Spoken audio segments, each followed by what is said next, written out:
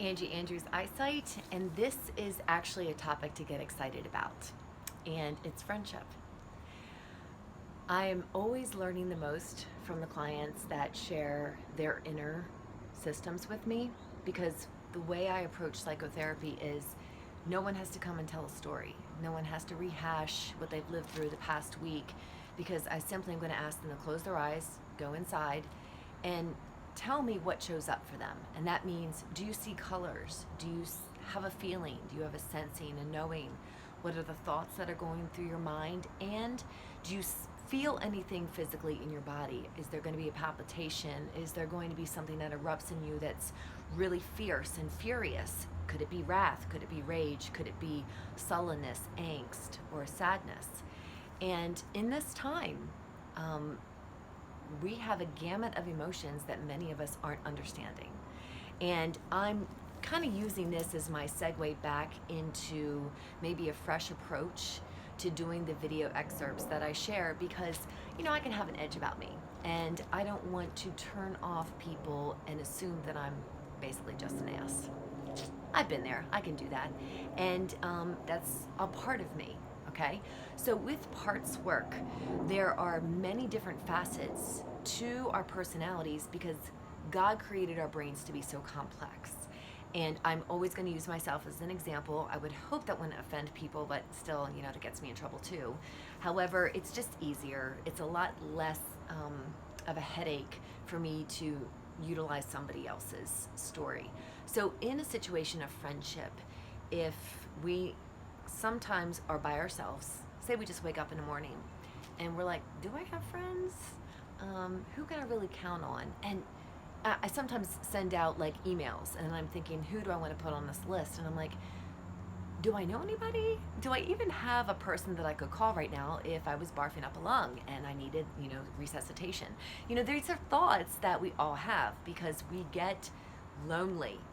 And when we're isolating already because of the pandemic or the mask requirements or the 6 feet social distancing law that's being implemented, when we're home by ourselves, it can be daunting.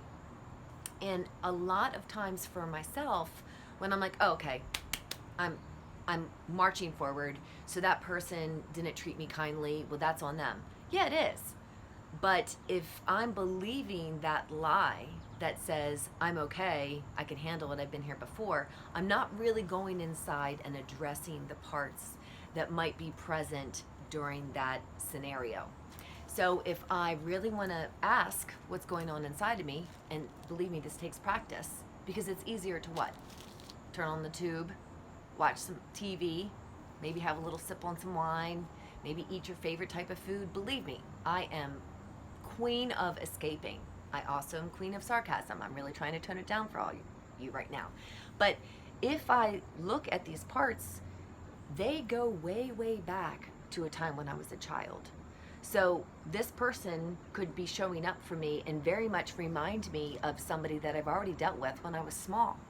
Need I even suggest that you could go way back to the womb? If you were unwanted and it was like, oh dang, I'm pregnant, you got some issues.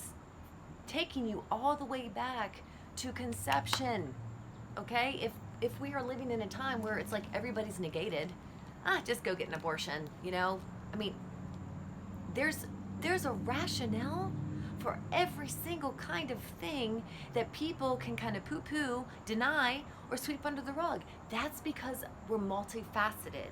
We have different parts in ourselves. So if you're feeling lonely, if I'm feeling lonely and I don't know who I can call, then I might eat a whole bag of chips and then swallow some M&Ms and wake up in the morning with melted chocolate all over myself, and I think the massacre has occurred, and I'm like, oh my gosh, this is the very promising effect of me living alone, because I can just slide the chocolate right off the chin, right, and be like, okay, take a shower, wash the bed sheets. But what I'm saying is, we all do things that we cope with life over. And when I'm dealing with people that say, well, there's a part of me that's okay with it, and there's another part of me that's like, buck up, camper, and just carry on because we got stuff to do. Well, that's a manager. a manager is like a critic. It's going to crack that whip and say, okay, well, you know what to do. You ate too much last night, so you're going to have to run 10 miles today, and you're going to have to make sure that you're in tip-top shape and you're on your game when you go to work because you don't want the boss man breathing down your neck.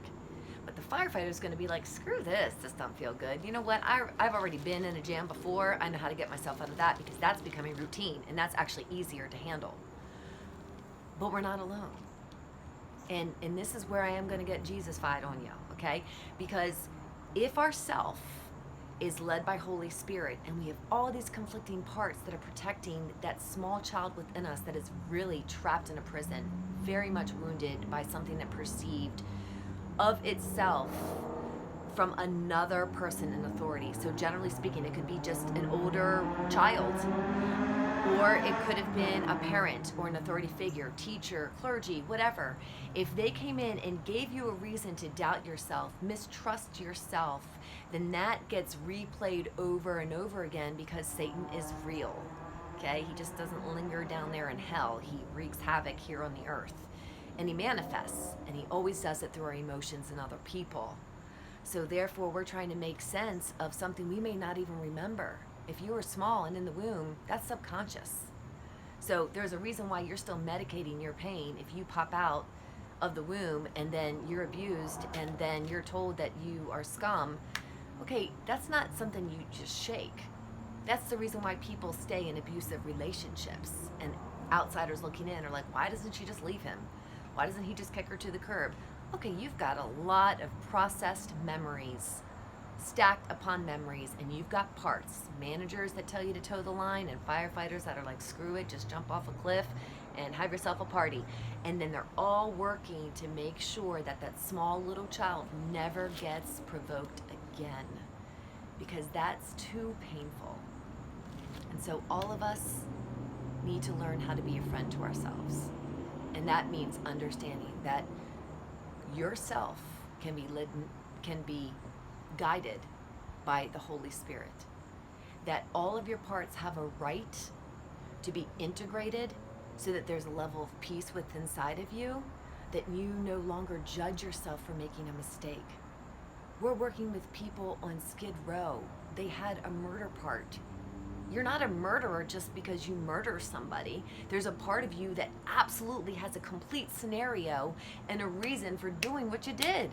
I've worked with too many convicts, and some of them are pretty awesome. Let me tell you, they found Jesus in prison, and they dropped that shame part once they realized that that's not who they really are. They're a friend to themselves now. They're a friend to me. We can befriend people in these lonely times because we're never really alone. There's still a God up there that cares enough about us for me to give this little snippet of a message to remind you so. But maybe you'll meet somebody at the grocery store that'll say, well, you know, it's nice seeing you. I recognize you. I go to the same clerks. I go to the same tellers at the bank. I want them to establish relationship with me so they know that I give a rip about them, just like the kids I worked with in the hood. But I understand that if they throw shade one day, they're not rejecting me. There's a part of them that's up. And I might walk away and actually feel like, dang, I really don't have any friends. Am I worth anything? Do I really have acquaintances? Actually, I don't even know if the people I work with can stand me. But those are lies. And those are manager parts that are coming in and saying, we've been here before, this is no bueno. We don't like to feel this way, so we're gonna have to back this train up, and we're gonna have to do something that makes us feel good so that we just forget it all. But if you take a minute to understand that you are capable of being your own best advocate, befriending yourself, and loving who you really are, it makes no difference what this outside world thinks, judges, says about you, yells at you, and you'll be able to hone all those emotions in, and you'll be able to implement a step in the direction that betters your life, because you only answer to you. You only answer to you and God. And the two of you have the rest of this life to work out until you go home. And heck, I'll be your friend. DM me or send me a message. Lord knows, I like to talk. Please know that you are loved, you are important, and that you have much, much to accomplish in this world. And you've yet to even discover it. But it will start with you being your own best friend.